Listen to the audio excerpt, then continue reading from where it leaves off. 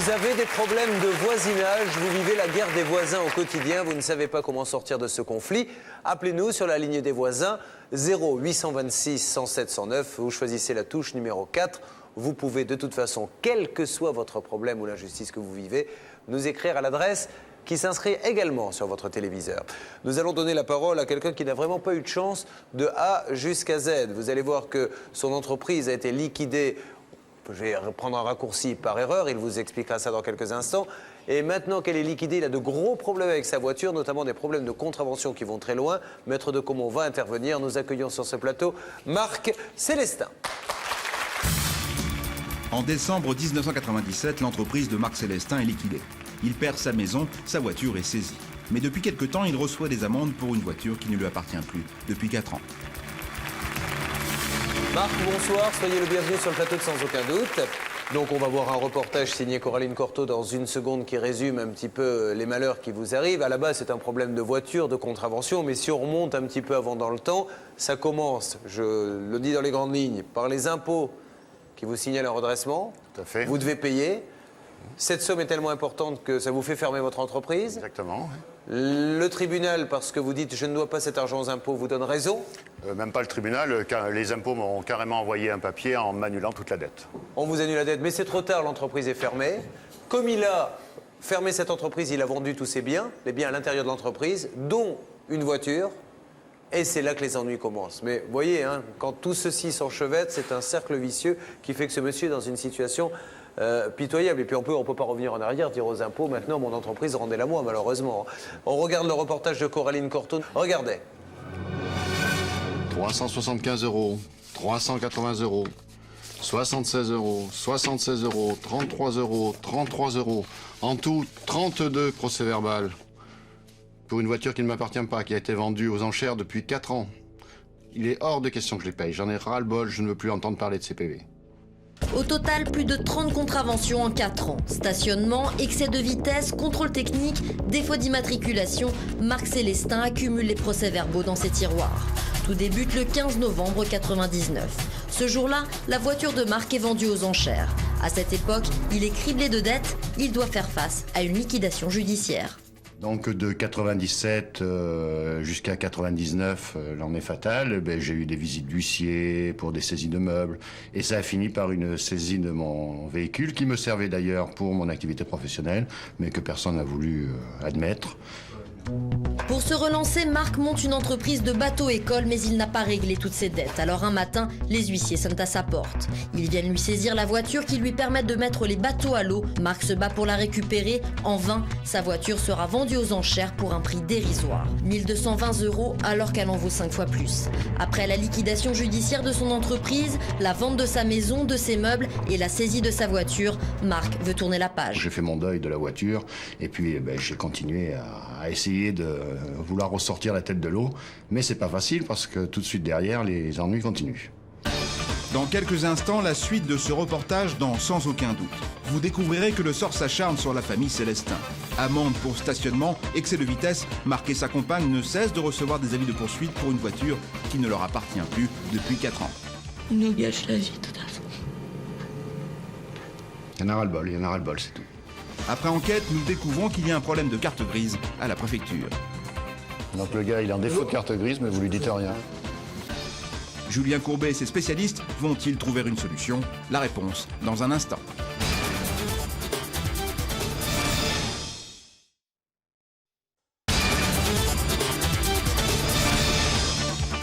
Il y a quelques instants, Marc Célestin est venu nous rejoindre sur le plateau de Sans Aucun Doute.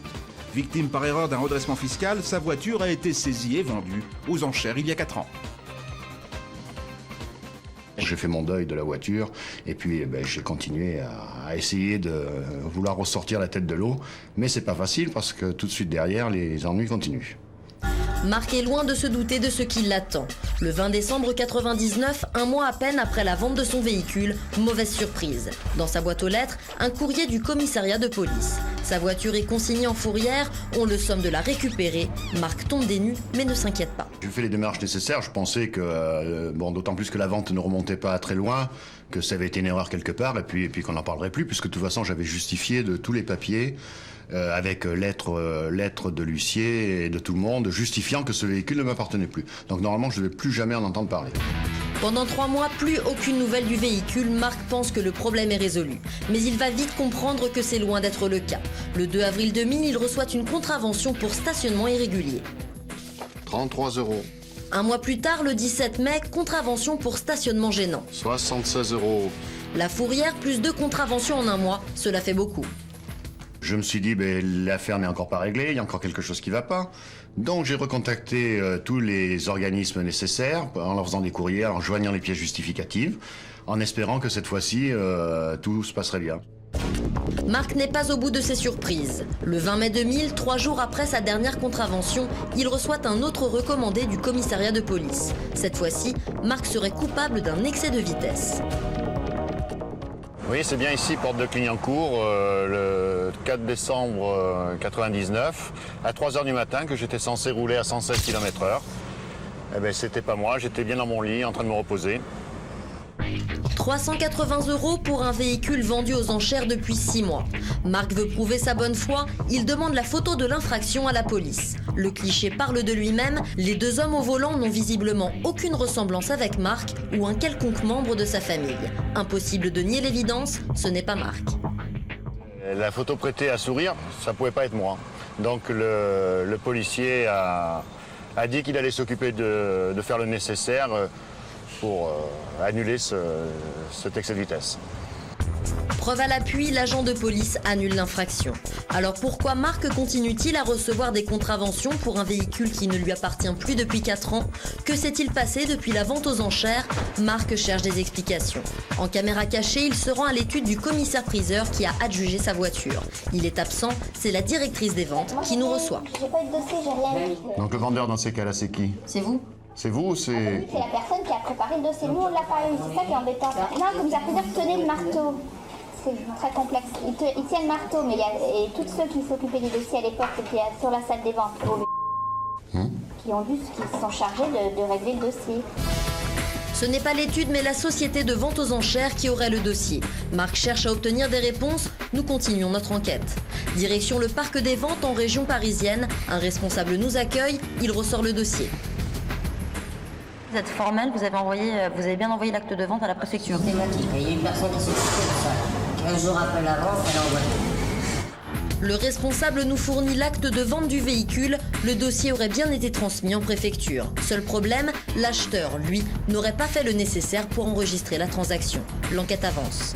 À mon avis, essentiellement, les problèmes viennent des acheteurs et puis après de toutes les administrations qui, quand on leur signale des problèmes, ne réagissent pas. La preuve, c'est que nous, en bougeant un petit peu, on arrive à retrouver les traces de tout ça. Sur le certificat de vente, nous découvrons des informations importantes. Le nom et l'adresse de l'acheteur du véhicule, c'est une société. Existe-t-elle vraiment? Qui se cache derrière? Nous décidons d'explorer cette nouvelle piste en caméra cachée. L'adresse indiquée est un simple bureau où est domiciliée une dizaine d'entreprises. C'est effectivement de mes clients. Une société de quoi exactement? Société import-export. Donc combien dans cette société vous savez? Moi, j'ai aucune information, tout ça c'est confidentiel. Moi, je suis uniquement domiciliataire. C'est mon adresse et l'adresse de leur siège social, c'est tout. Je ne sais pas beaucoup sur vous. Moi, je vois régulièrement les 2 mêmes personnes qui viennent chercher le courrier, c'est tout ce que je peux vous dire. Ils sont passés en fin de semaine dernière, donc qu'est-ce qu'ils passeront cette semaine? Je peux pas vous le dire. L'étau se resserre. Nous laissons un message. À ce jour, toujours aucune nouvelle. Dernière piste, la Fourrière. Un mois après la vente du véhicule, la police invitait Marc à le récupérer au commissariat. Il ne s'y est jamais rendu, mais la voiture a quand même été restituée. À qui et pour quelles raisons? Nous décidons de poser la question à un agent de police du commissariat concerné. Vous l'avez vendu quand, votre... Ça a été vendu le 17 novembre 99. Donc voilà, c'est pour ça que ça a été vendu. Pourquoi? Parce que c'est le 20 décembre et que bon... Il y a 15 jours. Il y a 15 jours. Oui, il y avait des 15 jours de passé, mais bon... Donc le gars, il est en défaut de carte grise, mais vous lui dites rien. Je vous explique. Le nombre de personnes, si on doit être intransigeant à chaque fois, et déjà c'est des scandales sans un peu finir, la personne, ce qui a dû se passer, c'est qu'elle a dit, écoutez, moi, j'ai pas eu le temps de faire la changement de carte grise, c'est vrai, je suis en dehors des 15 jours, mais bon, je vais le faire. Le délai légal pour changer la carte grise est dépassé de 15 jours, mais l'homme est convaincant. Il persuade les policiers de lui restituer le véhicule. En attendant, la carte grise est toujours au nom de Marc. Résultat, à chaque infraction commise, c'est Marc qui trinque. Rien de très rassurant. Ce sont des malfrats qu'il avait et qui ont commis des attentats quels qu'ils soient. C'est moi qui serais directement responsable. Et c'est mon gros souci, c'est ce qui me traumatise beaucoup. Demain matin, on peut très bien venir me chercher en me reprochant d'avoir été il y a 6 mois à tel endroit avec ma voiture. Et vu comment ça se passe jusqu'à présent, je me demande bien comment je vais aller prouver que c'était pas moi. Depuis 4 ans, Marc est dans une impasse. Certains PV ont été amnistiés, mais d'autres lui causent encore de gros problèmes. Il y a 3 semaines, sa femme a reçu la visite d'un huissier. Il est rentré, il m'a demandé la somme. Moi, je lui ai dit pour quel PV. Je sais même plus de façon à force. Et ça, à mon avis, ça correspond aux 2 PV de défaut de plaque d'immatriculation et défaut de contrôle technique. Ouais, apparemment, certainement. De toute façon, il est venu. Le temps que je lui dise attendez, la voiture est plus à nous, je vais chercher les papiers. Il a tout noté et puis maintenant, la prochaine fois, il va venir et puis il va tout emporter, voilà. Et puis. C'est comme d'habitude, de toute façon. Comme d'habitude, on commence à en avoir ras-le-bol parce que de toute façon, on sait plus quoi faire. Quand Marc contacte les huissiers pour expliquer sa situation, il se heurte à un mur. Le Trésor public nous donne une saisie à faire, on est obligé de la faire. On n'est plus dans des relations humaines, dans des relations animales. Mais si le Trésor public n'a pas arrêté, monsieur, nous on est obligé de continuer. Huissier, trésor public, procureur de la République, tribunal de police, Marc a frappé à toutes les portes, mais les procédures continuent. Après une liquidation judiciaire tumultueuse, Marc et Geneviève commençaient enfin à relever la tête. Aujourd'hui, c'en est trop. Il nous gâche la vie, de toute façon.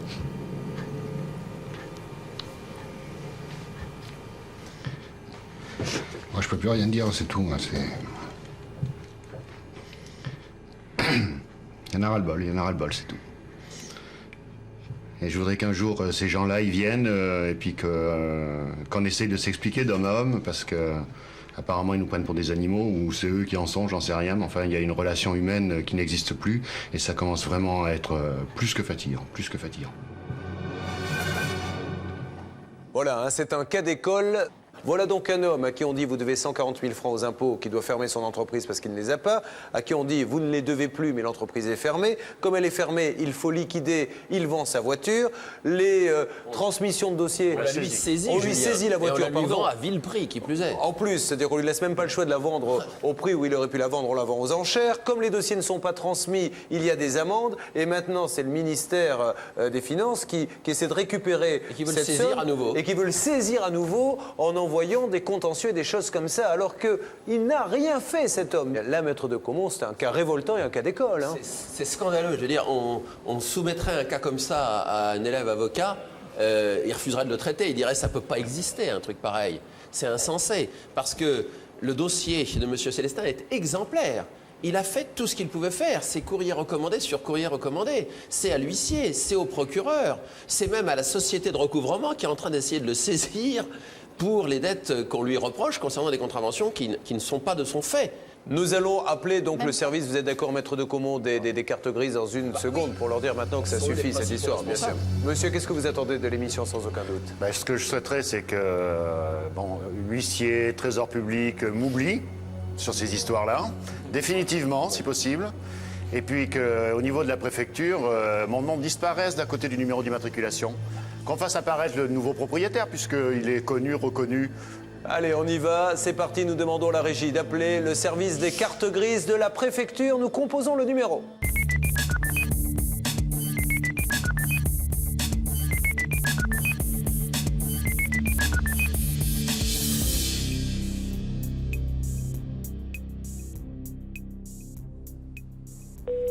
Après une longue attente au téléphone.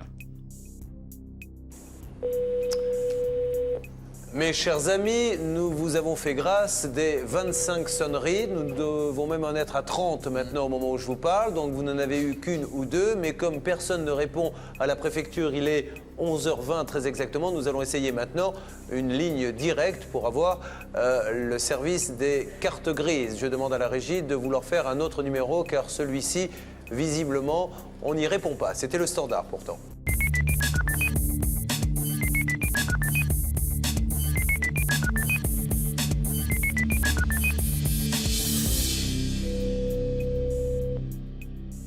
Allô?